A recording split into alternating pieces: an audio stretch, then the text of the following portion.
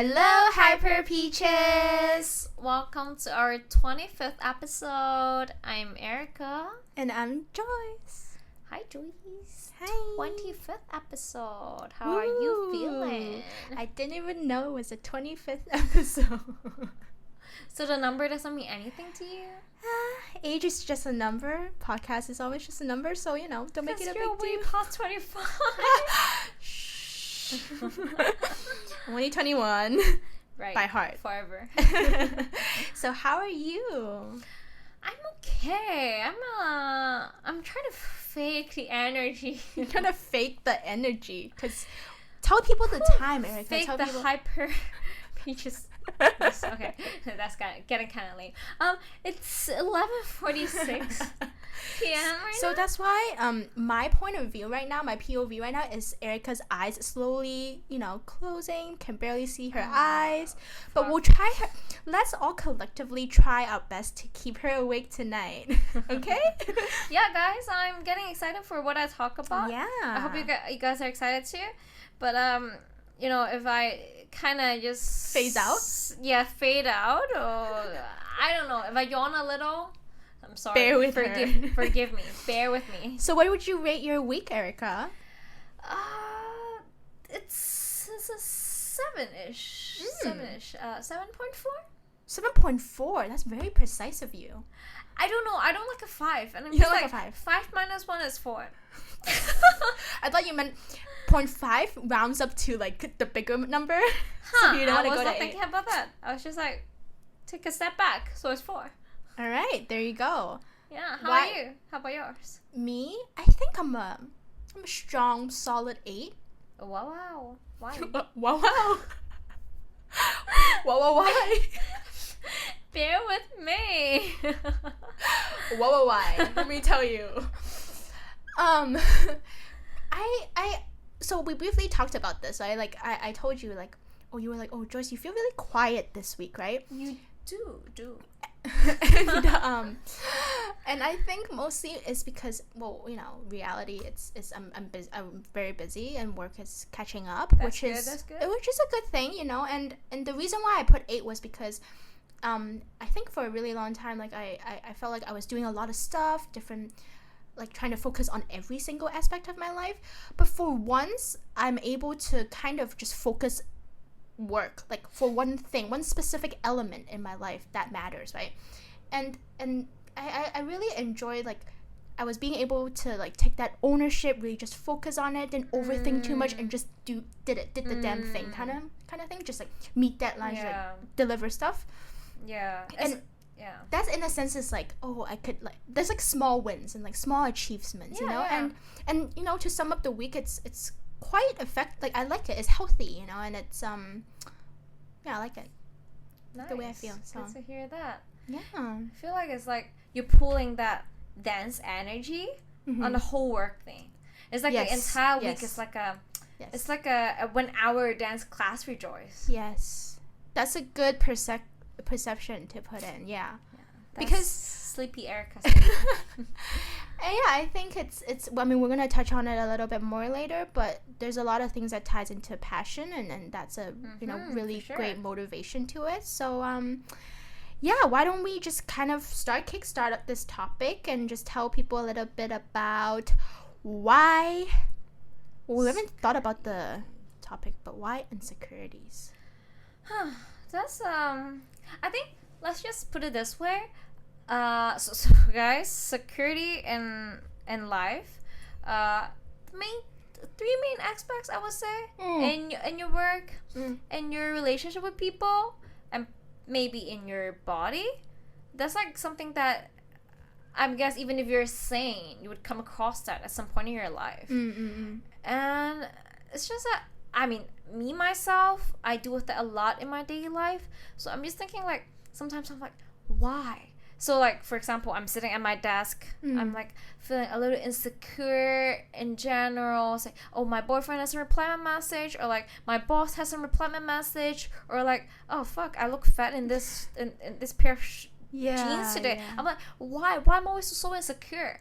Mm. And I just like started to, you know, peel the onions, the layers. Yeah, exactly. I'm just trying to think why. That's very interesting. Yeah, because I think this insecurity bubble, call it, happens more often than we actually realize. Like the situations that you just said, I'm like, oh yeah, that happened to me maybe like 5 times this week at least, right?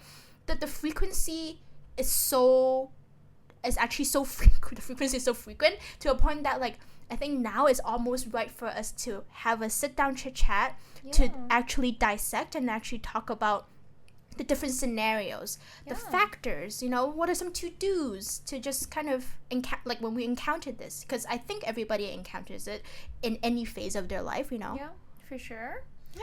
Yeah. And so, I mean, it's just a discussion. If you guys agree with what we're talking about, then that's good. Yeah, sure. So let's talk about like relationships. Sure, let's do that first. Juiciest topic of all. Yes. Very excited to talk about this. I think what I wanted to touch on was, like, let's talk about friendships first, right? Insecurities in a friendship. We talked about it. We just kind of briefly shared about, like, you know, what are some things that you feel insecure in friendships or in relationships in general, right? The big picture stuff. It was mostly like, oh, I feel isolated. Oh, I feel left out. It's all these like FOMO, a lot of FOMO moments, right? And that was like the one big thing that I agreed on, like when I was thinking about friendships too, was like, because it's an interaction with people. Yeah. The feelings of others matter so much, and it's put into a more bigger kind of perspective, right? Mm-hmm. That's why the FOMO thing comes, because you care so much about what other people think, and you know. Yeah, deep down I think it's like one of the very big sign of insecurity is that you care so much about people think. Yeah, and I think, I mean, you know, that's human being, and that's the nature of, you know, I think that's an important factor to have friendships, because you need to be understanding, right? You need to be catering, and you need to love them and care. So I think it makes sense, but not, of course, in a healthy way, right? So I put down 2 things that I really wanted to share was, what are some things that we can kind of, when we address these things, we always want to try to be able to solve it or do like next steps, right, to like improve upon ourselves, right? And I think the 2 main things that I wanted to touch on was, don't base your friendships on how they initiate, the movement of initiation.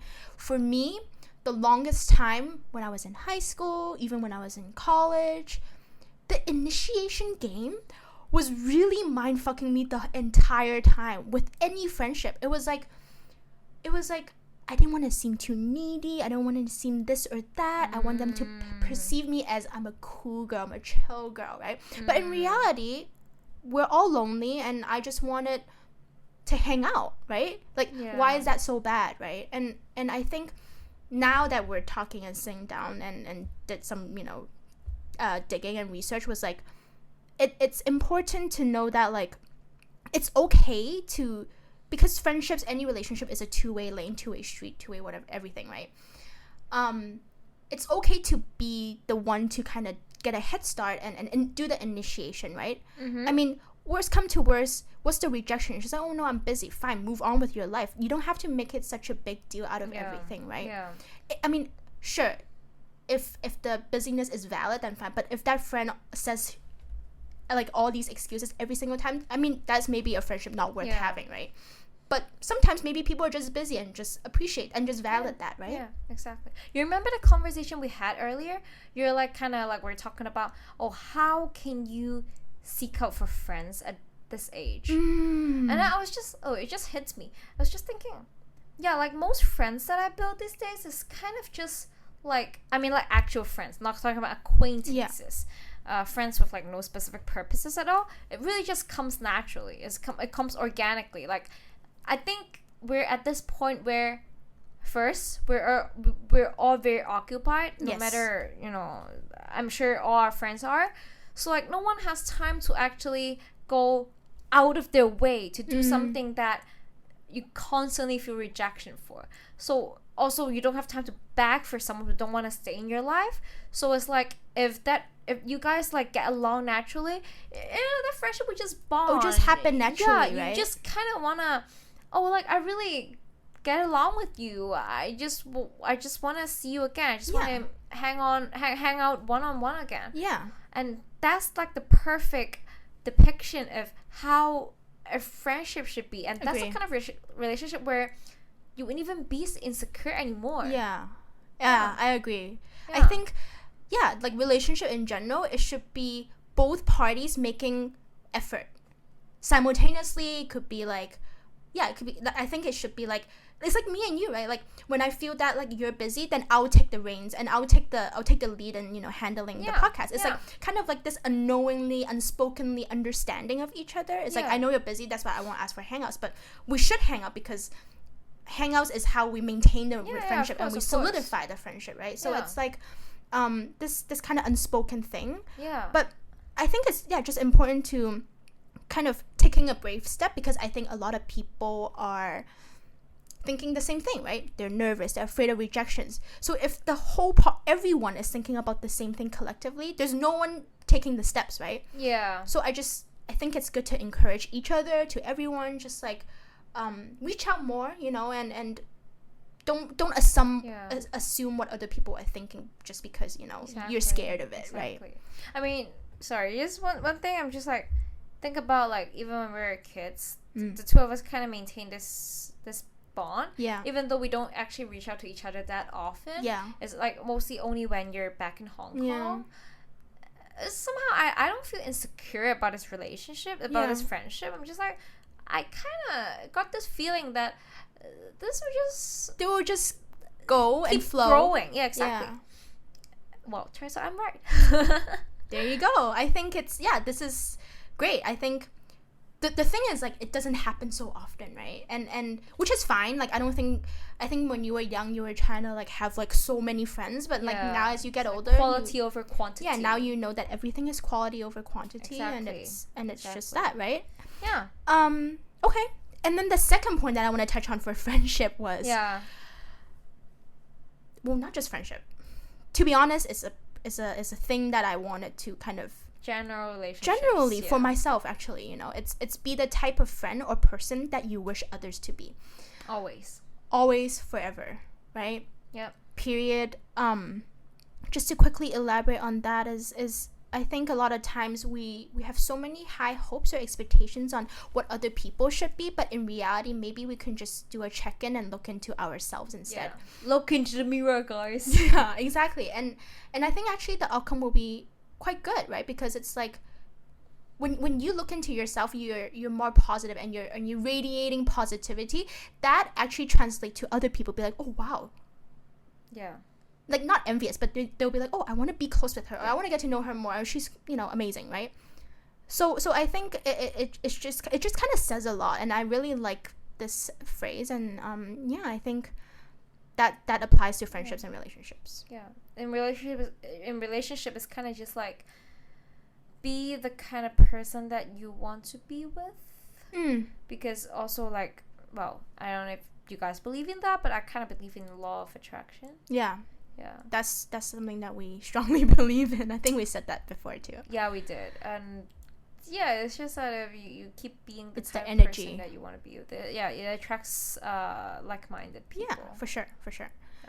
Okay, let's talk about romantic relationships. What's your take on it? Wow, my take ain't that juicy.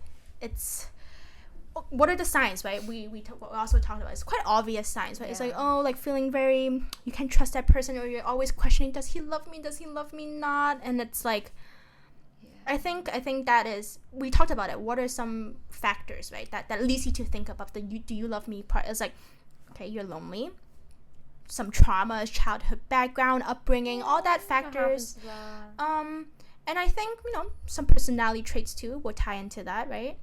And I think the top two, or the main two points that I wanted to talk about, was how can we kind of move away from that and feel less insecure, right? I think one thing was, I think both parties, right, should be able to foster accountability and be able to follow through. What that means is that I think in the beginning of the relationship, you said you're going to be boyfriend and girlfriend. What does that even mean, right?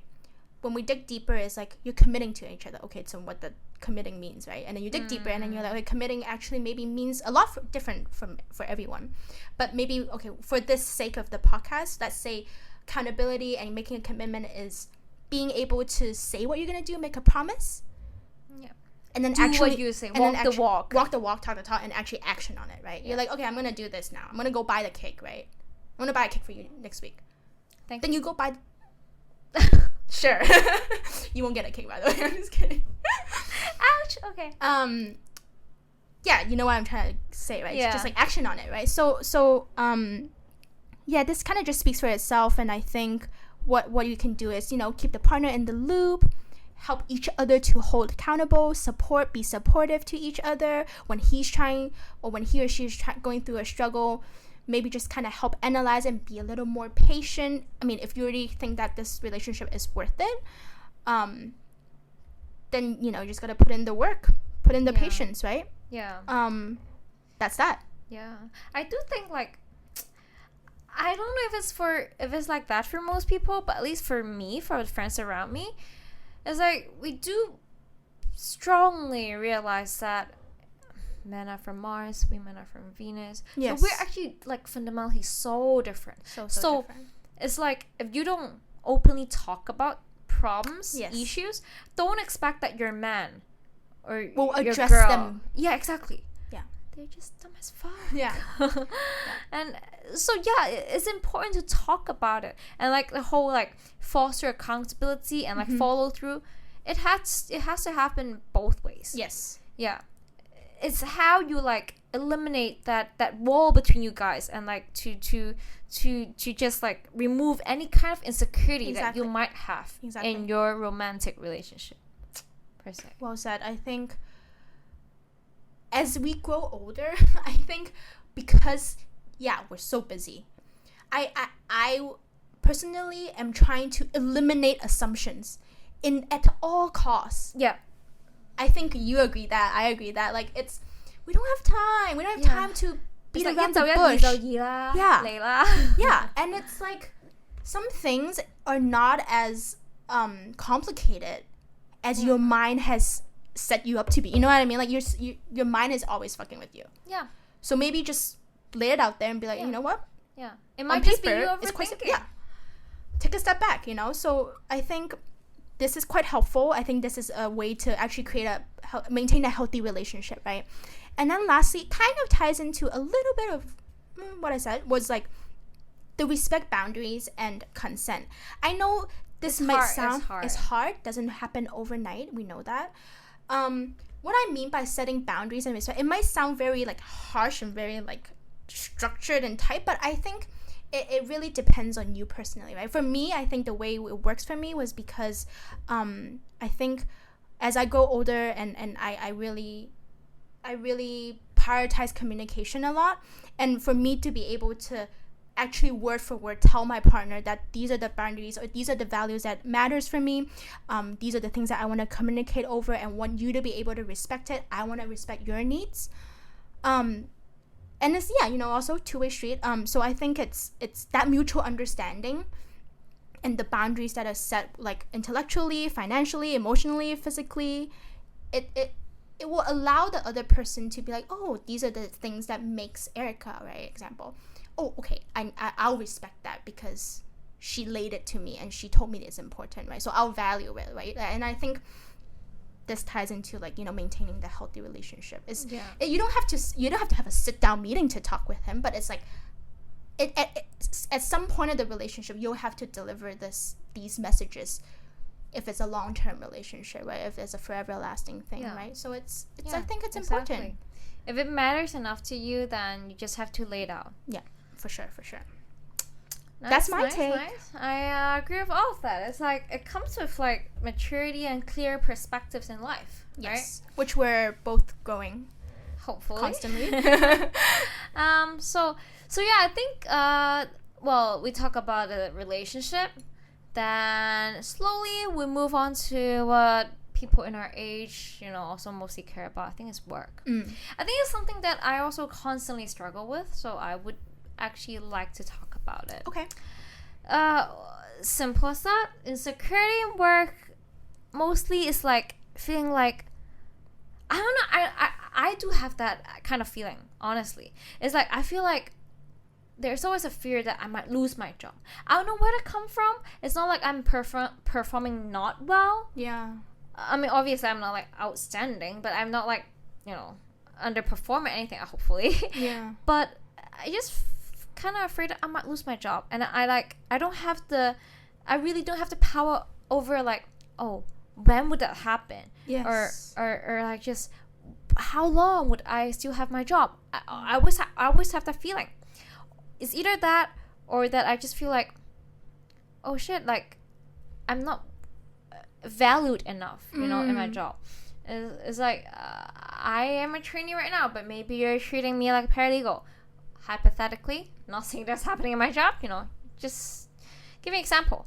But yeah, I think these are the signs of you just lacking the kind of security in your job. And of course, the most obvious reasons off the top of my head is that, well, you're just not confident. I'm not confident. I did my MBTI test again recently. I am a I don't want to expose myself. T. So I'm a turbulent person. Turbulent person meaning that I'm self-conscious. So self-conscious means that, versus A, which is self-assertive. So I'm very sensitive and I'm more self-conscious in a way that I'm lack of confidence. I wanted to touch on a little bit. When you said that, like, what were you saying? You were saying a lot. Sorry, I'm just like babbling. You were saying something between that. Oh, you are afraid of losing you're constantly afraid of losing your job, right? And I wanted to say that that's actually this. I don't know what's the solution to eliminate this fear, this insecurity, because someone once told me that, like, also it's the reality of it. You can't control it. You're not the boss of it, right? First of all, that's uncontrollable. Second of all, you're like, no matter how good you think you are, to be honest, anyone can always replace the other person anytime, any moment.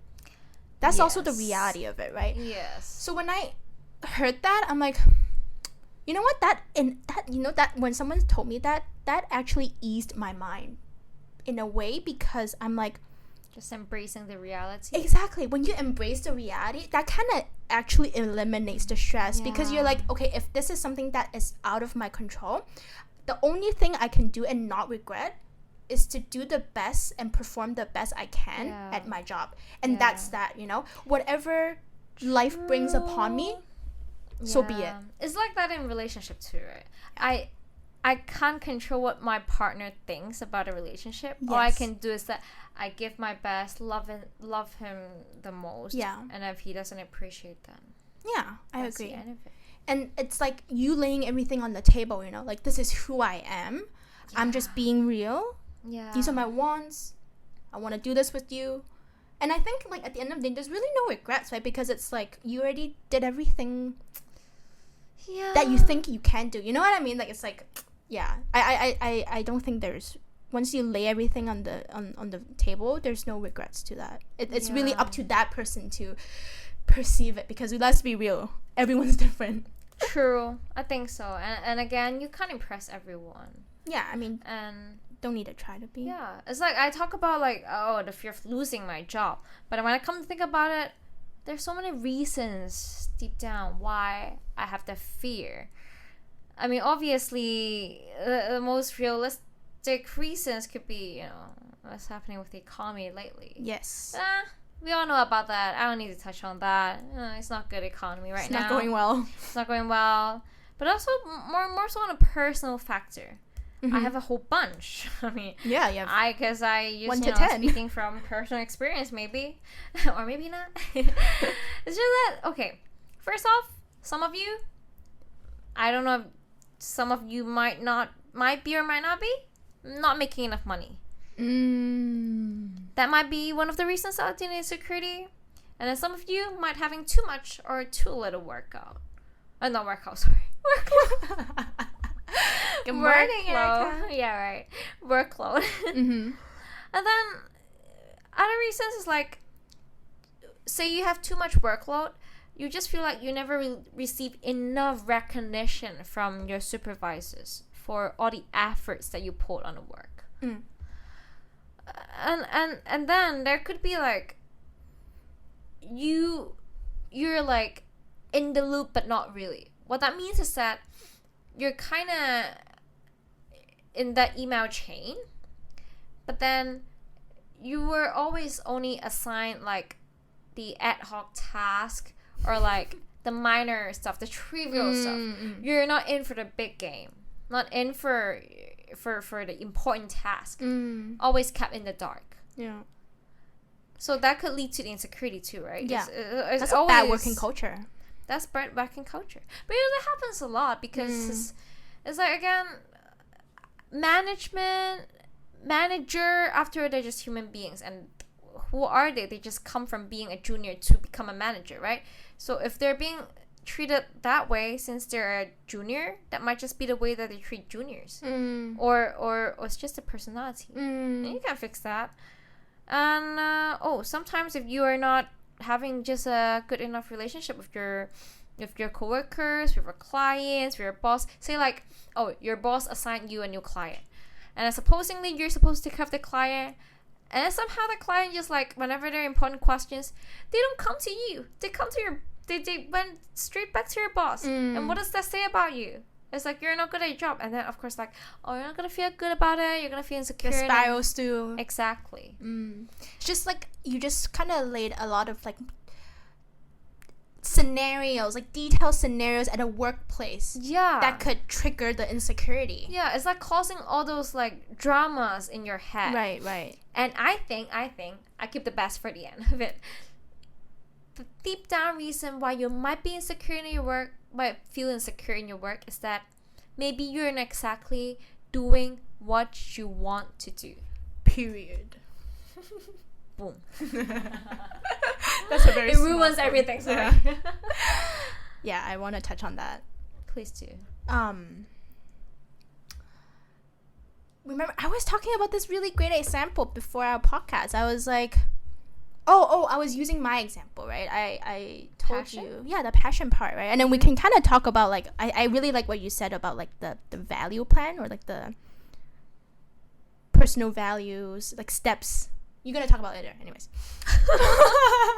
Yeah. Remember I told you, I was like, so it's very obvious when I like to do something, or when I like my job, equals to passion, right? Whenever I do that, like if there's some projects, or if there's a lot of jobs, not that many, like we know that agency life, or like a lot of workforce go through phases, right? There's busy phase, there's slow season, like busy season, anyways. But I think for me, what worked really well was, because I like my job, I appreciate it, I have passion in it, and I want to improve on it, I'm able to kind of very easily navigate my way to find work to do. Because I think it's more like the curiosity of it, right? Yeah. I always wanted to like know more, or what's next, or like I'm actually excited about it, and that kind of helps promote my action to be like, maybe I'll ask questions, or like, anything I could help, anything I could do, this is the research I did. Yeah.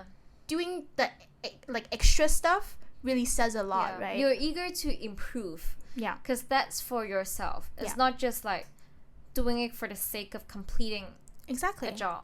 I do it because I want to. Yeah.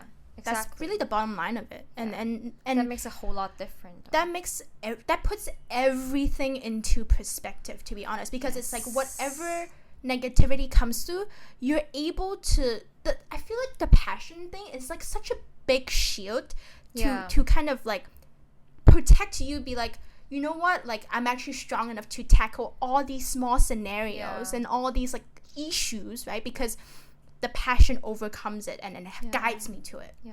Well, I do realize that might not be the case for some people, because like, I mean, we're definitely passion driven people, but there are people who out there seek for different things. Practicality? Yes. They might just I seek can't say for like anything about stability, practicality. Yeah, but I can't really defend that. I understand where they're coming from. Yes. but I don't know what to support them with. Exactly. You know, it's like, oh, I get it. I'm not like that. So yeah, I'm not like you're that. like, I see where you're coming from. Yeah. Yeah. Okay. Yeah. I think then, well, after all of that, there might be ways to improve on that situation, right? Yeah. Of course, you can talk to people. Yeah. Try to do everything to improve. But I think, there's one thing that I come across lately with one of the podcasts I listen to. Mm-hmm. I think it's good to share with our listeners. It's a concept called career visualization. Mm-hmm. It's basically like a concept, a roadmap that if you like take it all in, you can try to really think about your career path and plan it out better. So basically, there are 3 questions that, as part of the conceptual idea, that you should ask yourself. Mm-hmm. First, it's like, what is the job activity that you enjoy doing most, or like that energizes you the most? Mm-hmm. I like the energize word. Yes. Mm-hmm. So like for me, it could be like writing. Writing like creative articles, or like just creating something that is like a piece of work completely that I can take ownership of.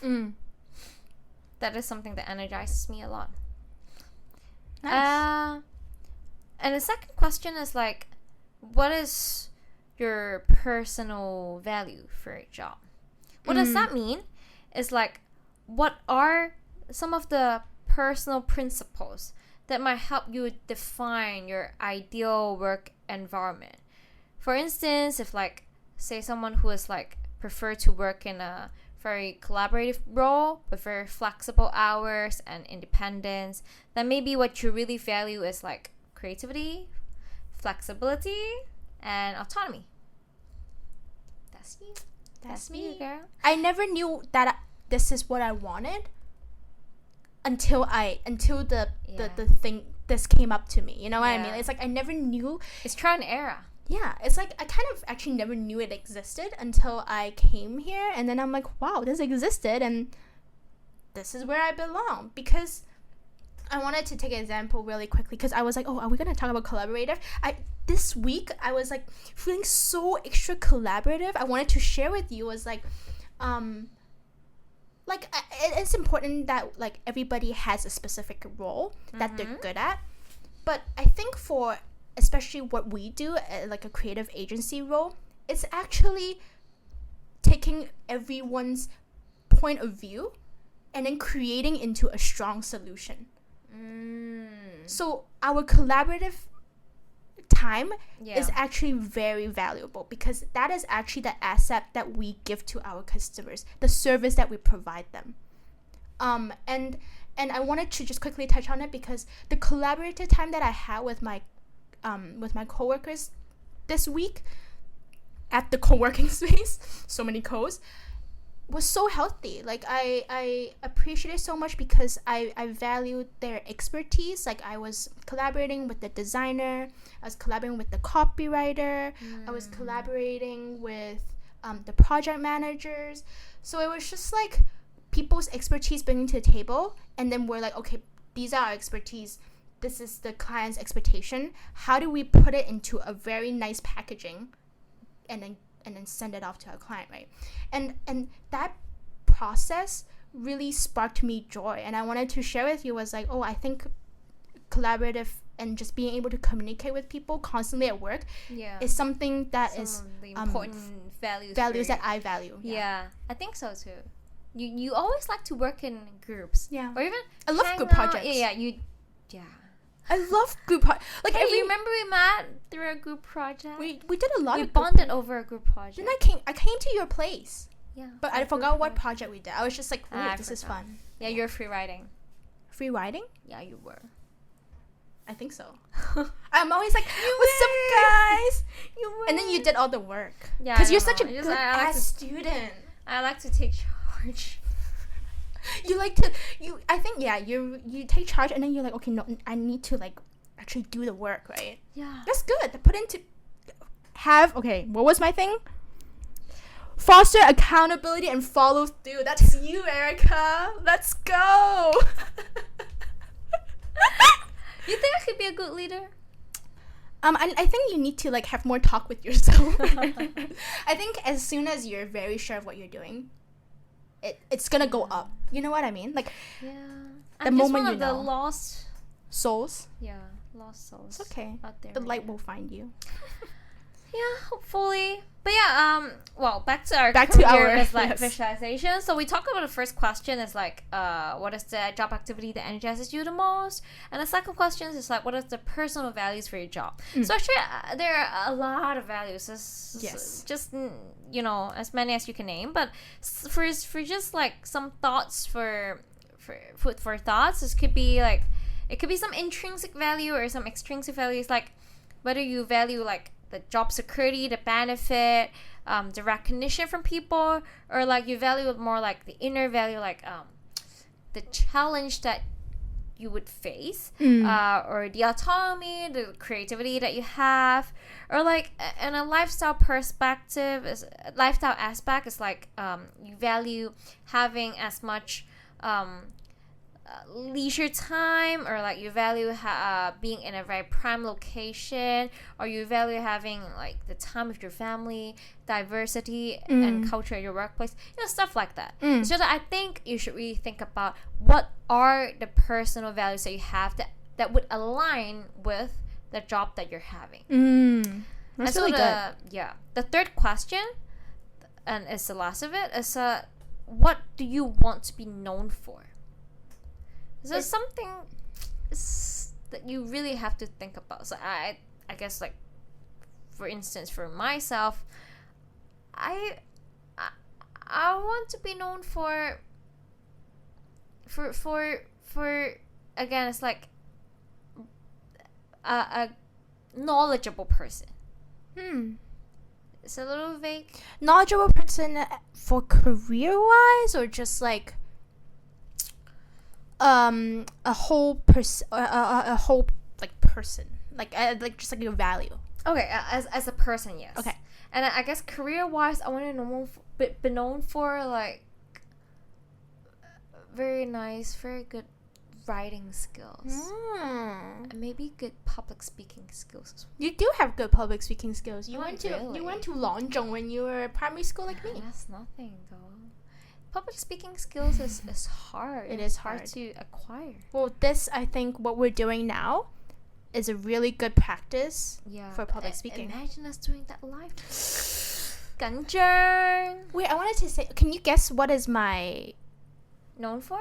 What do you think I want to be known for as a person and career? It's hard to guess. Hey, guess one and then I'll tell you. I mean, I kind of just came up with it. Could be in the moment kind of thing. I could change in a year, but this is what I want to be known for now. I feel And like I think you I've want to be known achieved it. for an all-rounded person. I have no idea. You tell me. Because it could go so many ways. It could go so many ways. That's Yeah. true. It's very hard to guess. I think right now. Why do we repeat so many words like now, right now? Wow. What I want to be known for as a person, I don't think it's like something that I want to be famous about, but it's just like I want people to see me and be like, oh, like she's confident. Confident in everything. Like in everything in terms of like she's very sure as a person, the way she talks, the way she walks, the way she dressed, the way she presents herself. She just knows what she wants, right? And it's I think that kind of sparks what do you call that word?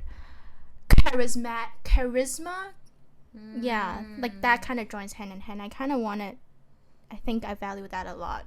And I'm trying to achieve that with age. And then for work-wise, what I want to be known for is, as I told you, like I don't think I want to be one specific thing. Like I don't think I can for my work anyways. So I think really for work is just to be able to take ownership in a project from head start to end, and be able to say that I've done this project successfully, the client loved it, they'll find you again.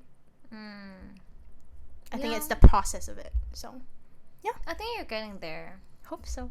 You are. It's a huge learning curve, to be honest. So Yeah, I mean, it's an everything is entirely different job. industry, right? yeah. Yeah. But you know what?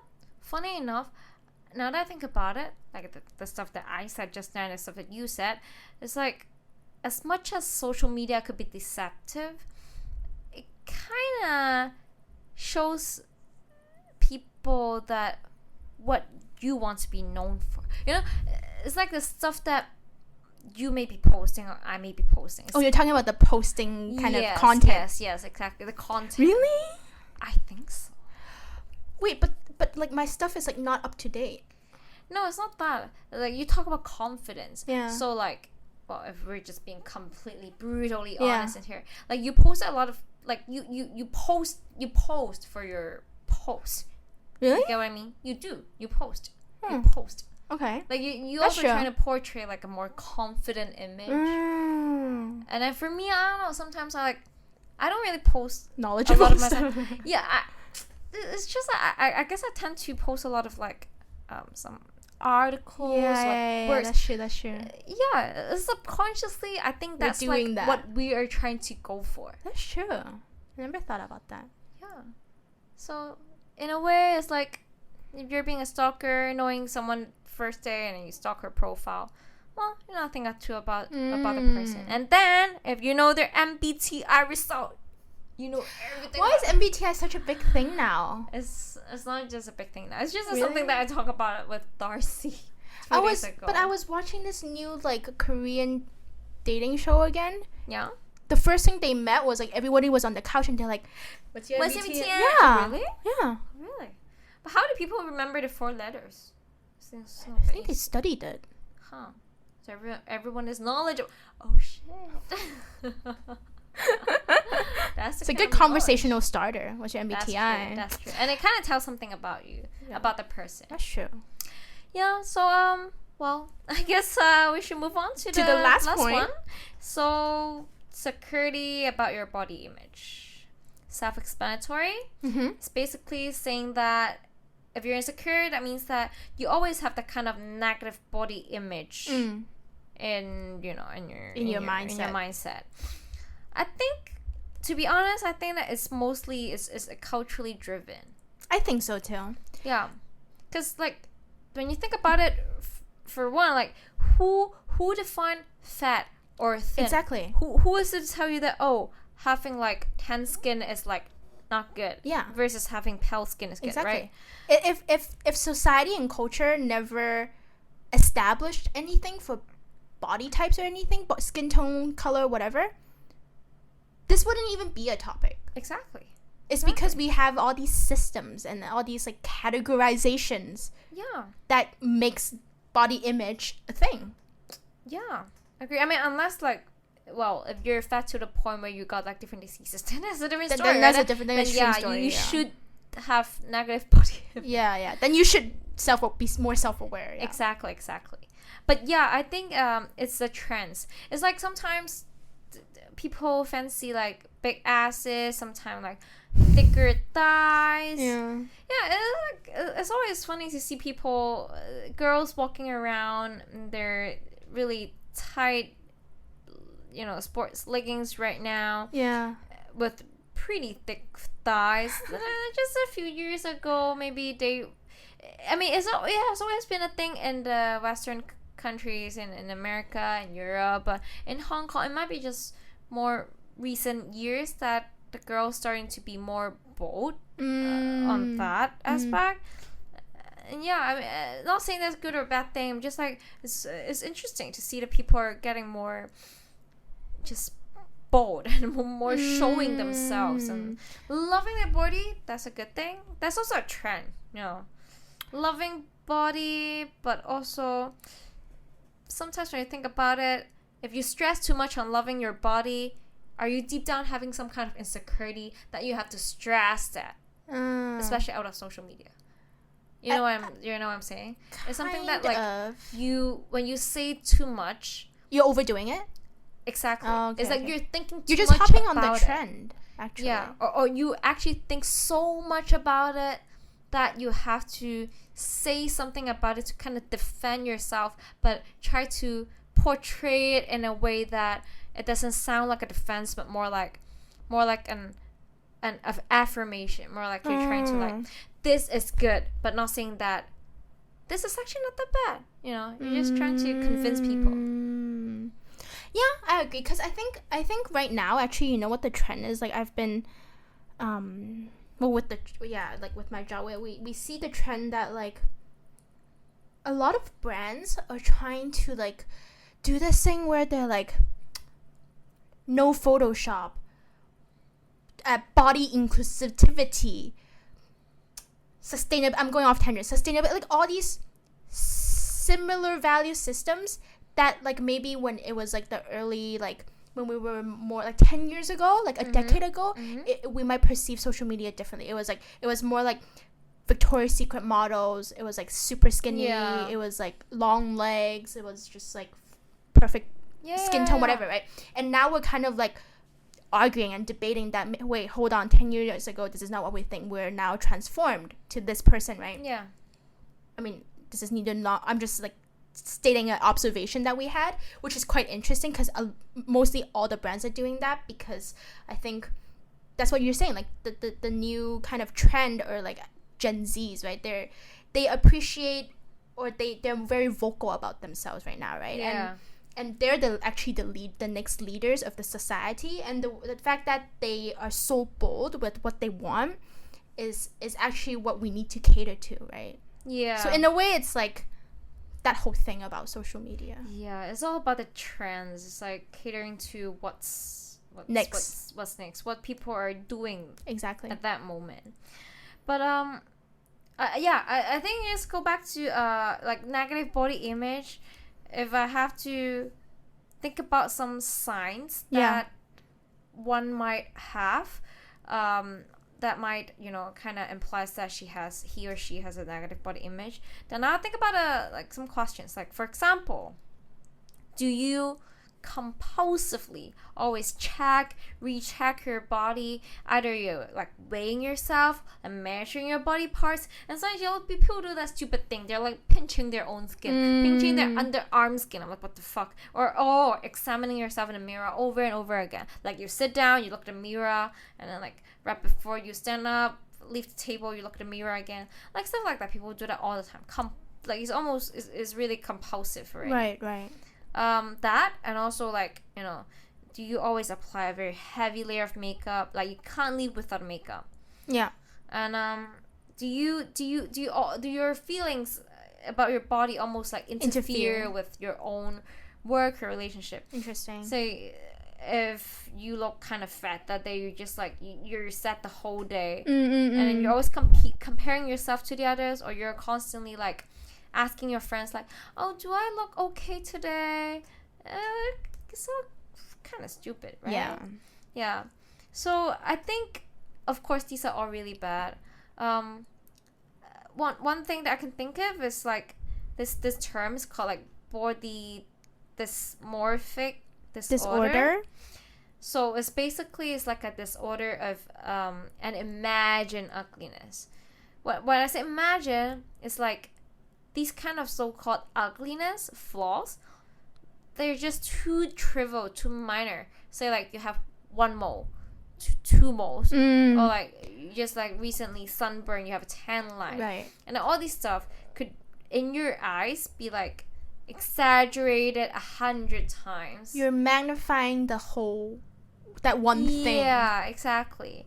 And it kind of just like affected your moods, affected everything. That's a big consequence. That really is. I mean, I don't know. I can't speak for them, because I guess I kind of... I mean, I can't speak for them. Sorry, actually, that I do have a little bit of that myself too. Maybe most people do too. Yeah, in some certain extent. Yeah, it's kind of sad sometimes how like women would always say that, oh, 減肥係終身事業. Yeah, like they treat this whole like diet thing, cutting down, as like the life career, right? Yeah.